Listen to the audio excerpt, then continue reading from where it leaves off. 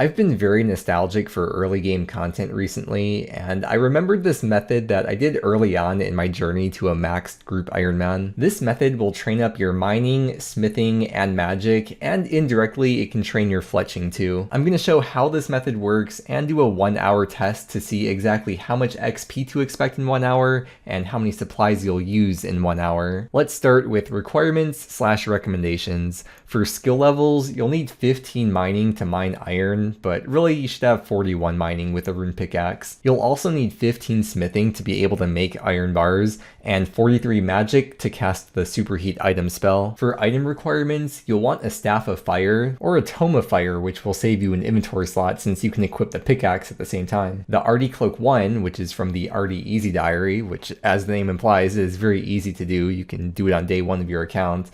The rune pickaxe, like I mentioned, you'll want a bunch of nature runes, and either the graceful outfit or prospector's outfit if you have one or the other, but it doesn't really matter, especially with the recent run energy changes. Also, if you wear the Varrock armor 1 or higher, you'll have a 10% chance to mine 2 iron at once. The only resource you'll be going through is the nature runes, and it may sound intimidating at first, having to stock up a bunch of natures on an Ironman, especially an early game Ironman, to do this method, but nowadays it's so easy to get a massive amount of nature runes early on, mainly because of the Guardians of the Rift minigame. I'd highly recommend grinding that minigame out for a while because you're going to want to do it eventually anyways for the outfit and for the runecraft training, and you'll get a ton of nature runes along the way, from both playing the minigame itself and from the loot rewards you get after the minigame. Another way to get a lot of nature runes is by buying them from shops, mainly the Mage Arena shop, but if you're a hardcore Ironman, then probably stick to Ali Morrisaine's shop in Al Kharid. You'll need GP for that though, and as much as you don't want to hear it, blackjacking your thieving up as high as possible early on is really the best way to go about getting early game GP. But there's other ways to get early game GP too, like fire making at the Winter Toad, or thieving valuables in Varlamore, or doing hunter rumors, and so on. Other ways to get nature runes if you don't want to buy them or do Guardians of the Rift would be doing Soul Wars and opening Spoils of War.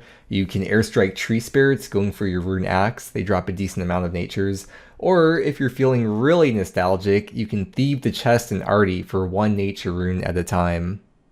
Don't actually do that. Actually, you know what? If you want to do that, then do it, because playing efficiently and burning out is less efficient than playing inefficiently, so do it if it sounds fun to you. Because this method involves a lot of superheating, something I'd recommend doing is going to your spellbook and right-clicking it and selecting Enable Spell Filtering. This will let you mess with different filters to resize them or slightly adjust the placements, and I find this to be a little bit easier. Now that you know the stats and items required/recommended, let's get into how the method works. I'm going to pull up this timer here because we're going to use this to track for 1 hour, and I'll show at least 1 full run while explaining what's going on. So with that said, let's get started. First obvious thing worth addressing is that I do have 99 mining, so to balance that out, I'm purposely not wearing the Varrock armor, which doesn't give extra XP, but you would get more ores and you'd end up with more bars per hour with the Varrock armor. I'm pretty sure having a rune pick is really the biggest upgrade you can make though, in terms of speeding this method up. And I think that a higher mining level isn't as much of a difference as having a rune pick over any of the lower types of pickaxes would be. So I think the results should be pretty accurate to someone with like 50 mining. I don't think it's going to be that much off, but if you really want to be safe, just to be sure, you could take away maybe say 10% from the final results. Something you could do to speed this up is superheat in between mining the ores rather than what I'm going to be doing, which is superheating while walking to the bank. I think there's a specific timing to superheating in between mining to not lose any ticks, or lose very minimal time at least.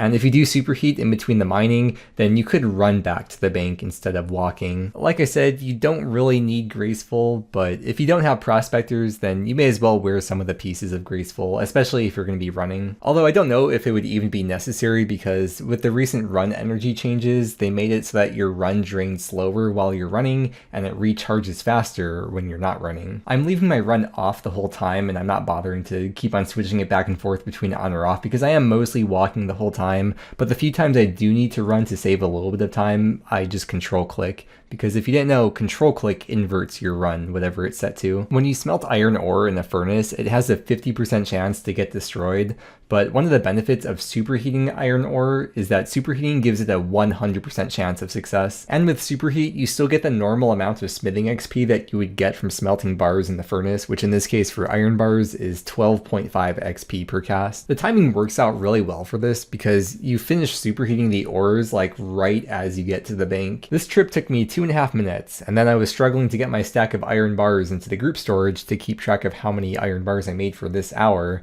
which really wasn't necessary in retrospect because I could easily keep track of the amount of iron bars by either looking at the amount of nature runes I used or by calculating using the XP I gained.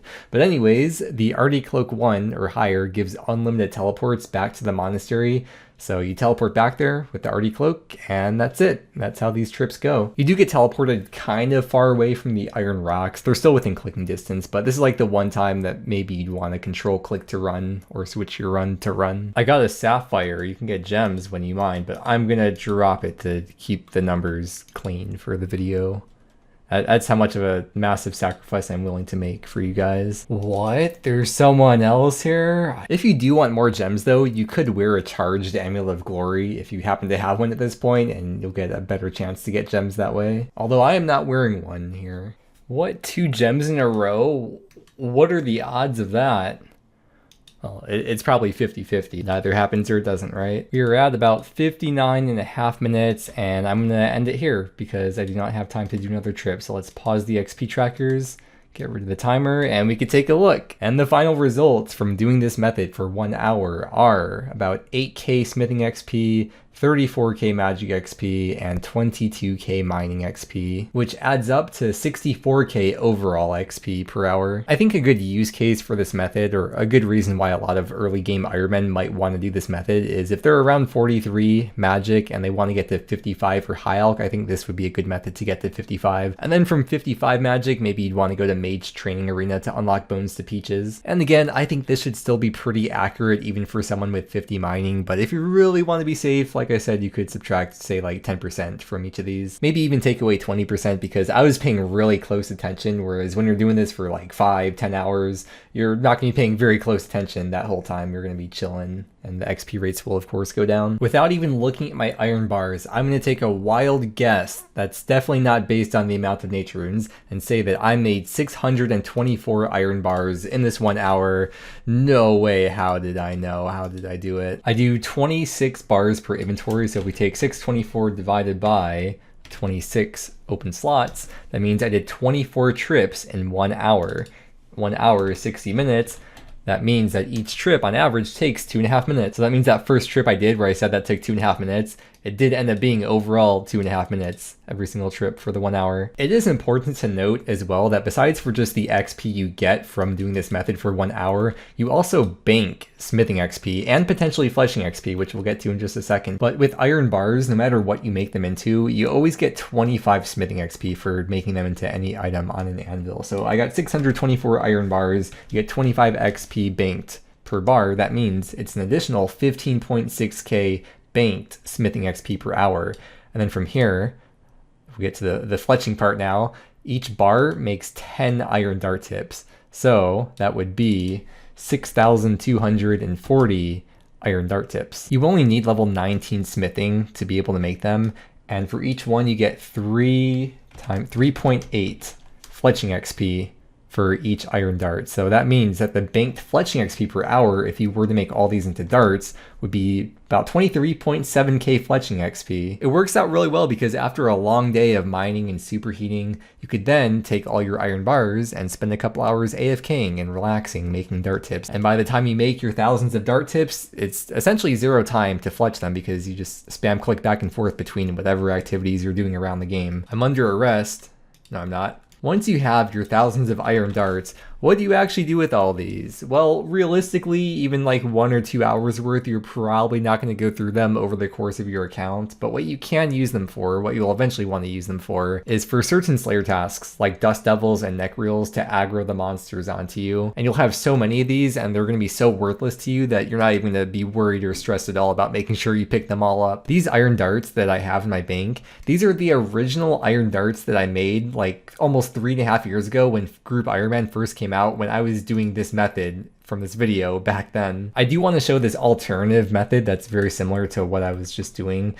Here in the Dwarven Mines, there's 2 iron rocks, and because there's only 2 of them, that gives you plenty of time to superheat while you're waiting for the other one, or for both of them to respawn. And if you look on the mini-map, you'll notice that there's an anvil, or multiple anvils over here, which means if you are making dart tips, because they're stackable, that means that you can just stay here the whole time. You won't have to leave this area. And even if you don't want to make dart tips, if you're making, say, iron plate bodies or plate legs and you're alching them, that's also not going to take up space in your inventory. But I could see where some people value their AFK time, so they might prefer to do the method at Ardy, where they're playing actively for a few hours and then later on we'll have all those banked bars to then smith AFK. I hope this video helped you out and maybe gave you an idea of something to do or a goal to work towards. But either way, thank you so much for watching and have a great day.